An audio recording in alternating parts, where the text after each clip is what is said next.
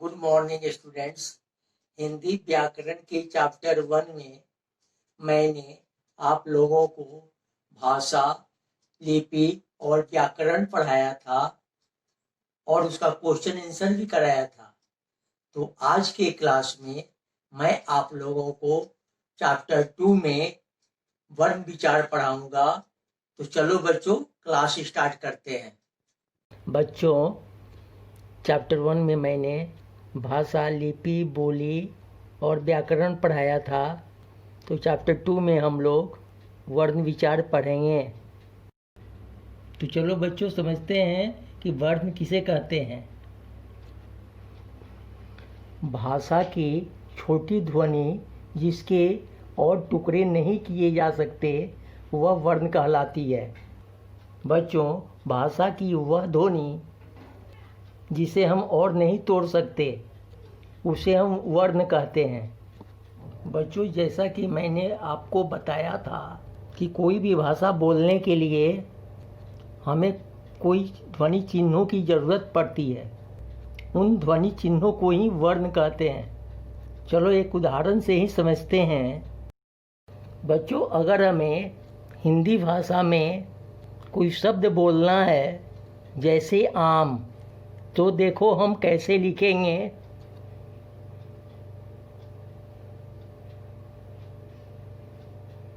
तो बच्चों, ये मैंने आम शब्द लिखा, लेकिन इन शब्द को लिखने के लिए कुछ ध्वनि चिन्हों की ज़रूरत पड़ी। उन ध्वनि चिन्हों को मैं लिख रहा हूँ।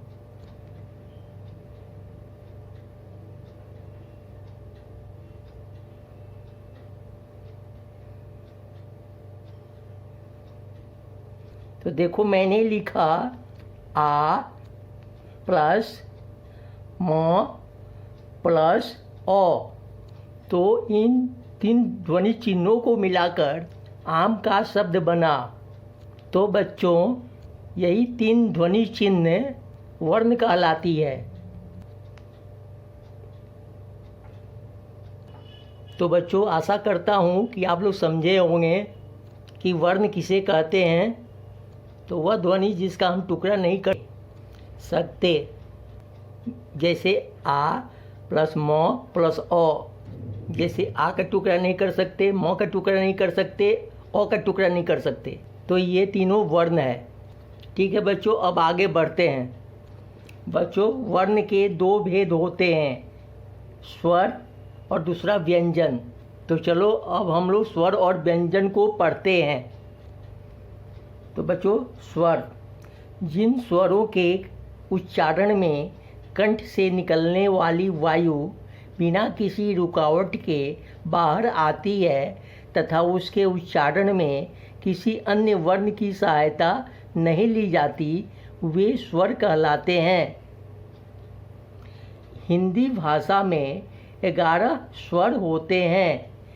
बच्चों, हिंदी की ध्वनियों में कुछ ऐसे वर्ण हैं जिनका जब हम उच्चारण करते हैं तो उसमें हमारी जो श्वास है वो बिना रुकावट के निकलती है। जैसे ओ, आ, उ, ओ इत्यादि।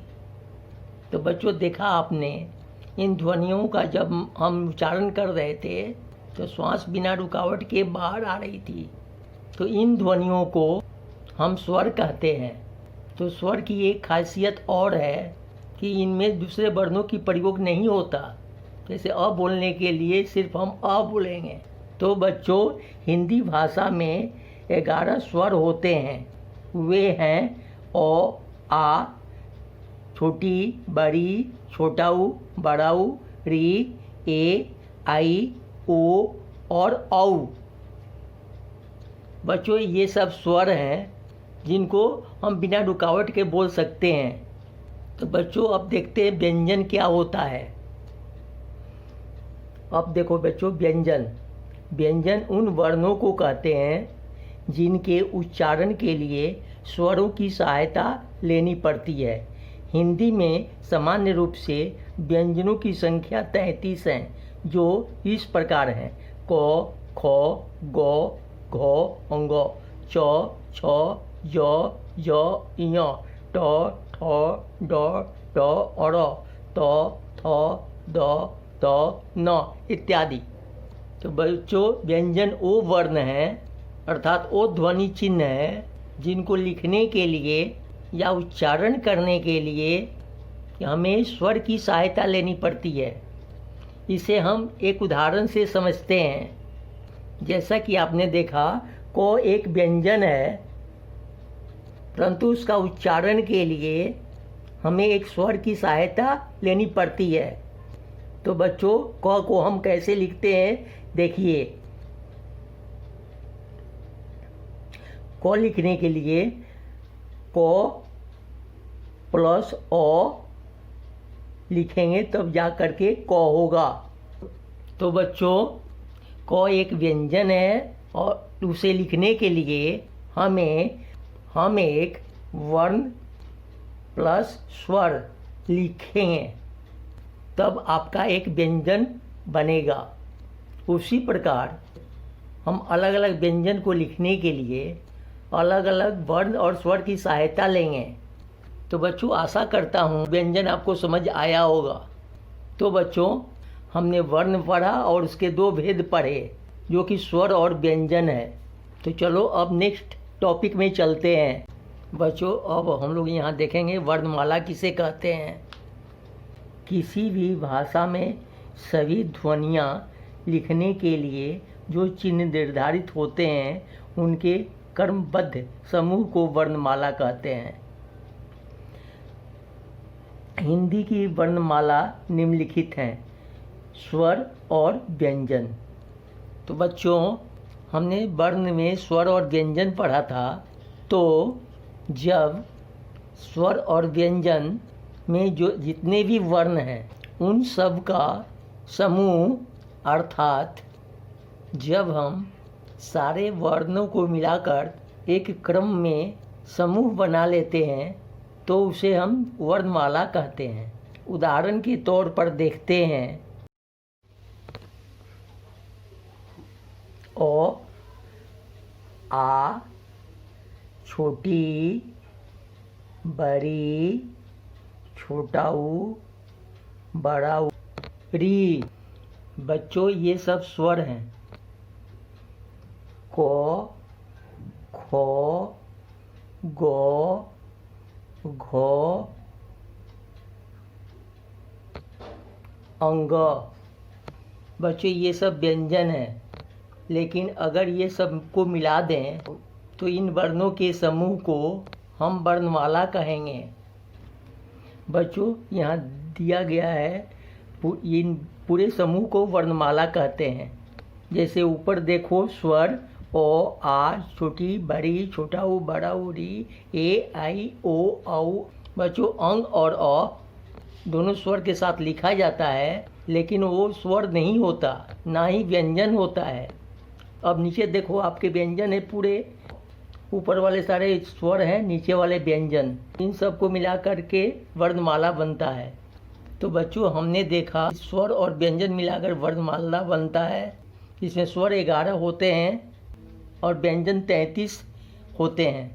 वर्णमाला में 4 और व्यंजन होते हैं छ त्र ज्ञ स्र। इन्हें संयुक्त व्यंजन कहा जाता है। और जैसा कि मैंने बताया था अंग और अ स्वरों के साथ लिखा जाता है परंतु यह न तो स्वर है न ही व्यंजन। तो बच्चों इन सारे समूह को हम वर्णमाला कहते हैं। तो बच्चों हिंदी में वर्णमाला कुल 52 होते हैं। 11 स्वर होते हैं। क से लेकर ह तक 33 व्यंजन होते हैं। और अब अड़ और ढ को इसमें शामिल कर लिया गया है। तो कुल व्यंजन आपके 35 हुए जिसमें से य र ल व अंतस्थ व्यंजन में आता है और तलाबी स मूर्धनी स दंती स ह उसमें व्यंजन में आता है। और इन व्यंजनों से मिलकर 4 अन्य व्यंजन होते हैं जिन्हें संयुक्त व्यंजन कहते हैं जो हैं छ त्र ज्ञ। स्र। तो पहले आपके कुल 35 व्यंजन थे, अब ये 4 संयुक्त व्यंजन मिलाकर 39 व्यंजन हुए। तो बच्चों 39 व्यंजन 11 स्वर मिलाकर 50 वर्ण हुए। अब देखो आप लोग, अंग और अ भी 2 वर्ण हैं जिन्हें स्वर के साथ लिखा जाता है, ना ही वो स्वर है ना ही व्यंजन। तो कुल 50 और 2 52 वर्ण हुए। तो इस प्रकार हिंदी वर्णमाला में अब 52 वर्ण होते हैं। तो बच्चों हमने वर्ण, उसके भेद जो कि स्वर और व्यंजन है पढ़ा, वर्णमाला को भी पढ़ा। अब हम स्वर और व्यंजन को विस्तार में पढ़ेंगे। तो देखो हमें स्वर में क्या पढ़ना है। स्वर में हमें 3 प्रकार को पढ़ना है, हर्ष स्वर, दीर्घ स्वर और प्लुत स्वर। उसी प्रकार व्यंजन को भी हमें विस्तार में पढ़ना है। तो देखो व्यंजन के 3 प्रकार होते हैं, स्पर्श, अंतस्थ और ऊष्म। ठीक है बच्चों, आज हम लोग यहीं तक पढ़ेंगे। नेक्स्ट क्लास में हम लोग स्वर और व्यंजन को विस्तार में देखेंगे और दूसरे टॉपिक को पढ़ेंगे। आप लोग यहाँ तक अच्छे से पढ़ना और उसे याद करना। तो फिर आप लोगों से नेक्स्ट क्लास में मुलाकात होगी। आप लोग स्वस्थ रहो। Thank you.